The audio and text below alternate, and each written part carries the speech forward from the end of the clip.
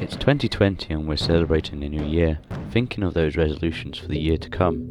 However, on the other side of the world, the news isn't so great. There's a new outbreak of an unknown virus in China.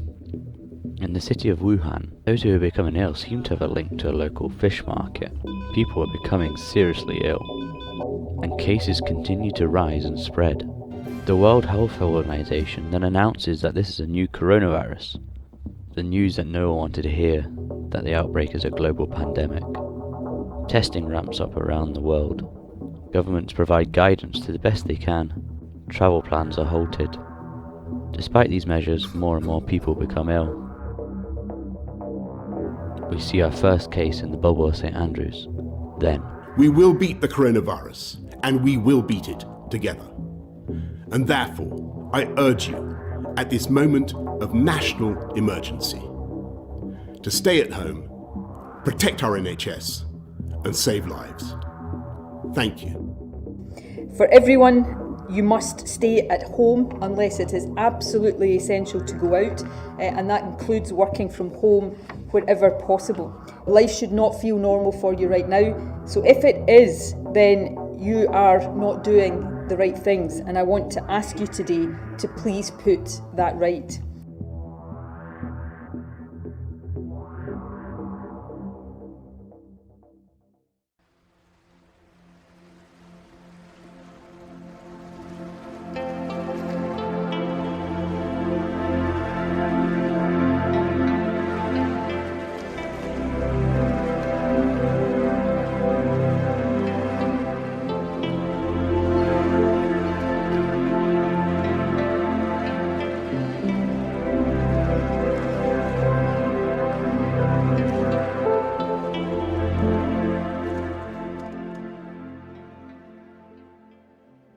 Lockdown was, well, I suppose we're still kind of partly in it, but lockdown has certainly affected my work in a lot of ways. I started my job on the first day of lockdown, so I've only been into the office once, and that was just to pick up my laptop.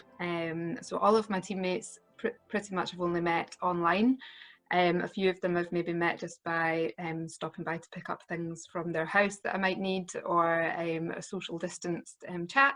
But yeah, it's been a very, very strange situation work-wise, and learning a whole new job, and something that is not within my background. I was very much recruitment focused and HR focused before, so moving into kind of fundraising has been a whole new challenge for me, and obviously doing that from lockdown and from home has been quite strange. But at the very beginning of lockdown, I had my toddler off of nursery as well, so I'm a single parent, so it was a big challenge trying to work with him kicking around. But eventually I just managed to kind of swap a few days with my ex so that he looked after him every now and again, or for 3 days during the week, which gave me a little bit more flexibility. But yeah, I mean, work-wise, it's been great having the flexibility of being able to do my washing or a bit of tidying whilst I'm at home, have the odd break to do things outside and go for walks or runs. And obviously it was great getting that extra time with my wee boy, although it was very challenging for the working day. The most challenging part of lockdown for me was both, you know, having to juggle work and my child, but also the lack of other adults. I think I really struggled with. As much as I loved spending, you know, so much time with my 3-year-old at the time, he's now 4. Yeah, I missed that buzz of people, and whether that was from the office or whether that was from socializing, it was it was a struggle just being literally me and a small child. That was the extent of my interaction on a daily basis with another human. So I'd say that was probably the biggest challenge outside of work, and was just trying to obviously make sure that I was still connected with people, even when I couldn't obviously spend time with them in person.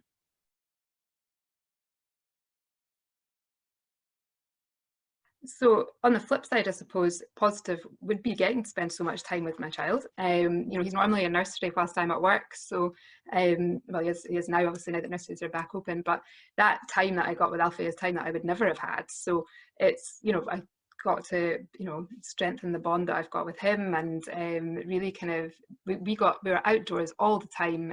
You know, we we were out on adventures and doing lots of things which we wouldn't have done if I was at work or he was at nursery. So I'd say that was probably the biggest benefit to lockdown. I also, I saw a lot of things happening within the community, which was really inspiring. I became a lot closer with my neighbours. I just moved into the street that I'm in just literally in December last year. So it was really good just to kind of get to know neighbours, and Alfie had the other kids in the street that he could play with outside. So that was really good. And yeah, just seeing the community on these different Facebook groups, etc., pulled together for so many different things. I actually lost a really important bit of jewellery, which was tiny little pendant, and not the chain I kept, just not the pendant. And the amount of people after I put out on Facebook to say if anyone could keep their eye out when walking up Lumble, that came back to me and said, right, where do you think it could be? What does it look like? What sort of size is it? And within a week I had it returned to me. So these little things it's just amazing to see how many people were wanting to help others. Individuals who are, even when the students came back, I saw loads of people saying, right, what can we do to help the students? Can we cook them home cooked meals and take them to halls? And it really just kind of makes you feel really proud to be part of the St Andrews community. And I think that's something that will always kind of stick with me after we kind of get back to some form of normality.